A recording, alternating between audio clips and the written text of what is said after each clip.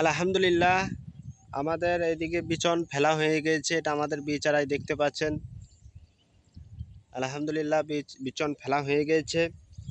তো এই যে ধান, আল্লাহ রব্বুল আলামিন ধানকে তৈরি করেছে এবং চাষ করে আল্লাহ, চাষ করেন আল্লাহ।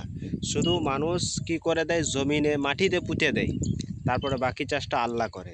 বলা হয়েছে এক একটা ধান, এই ধানের টুকরা এক একটা ধান বলা হয়েছে 70 টাকা করে ফেরেস্তা লাগে এক একটা ধান।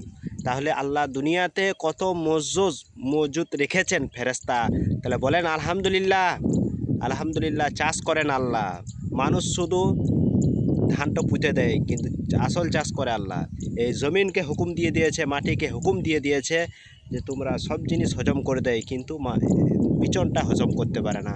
এদেরকে হুকুম দিয়েছে বলে আল্লাহ, আল্লাহ হুকুম দিয়েছে আল্লাহ।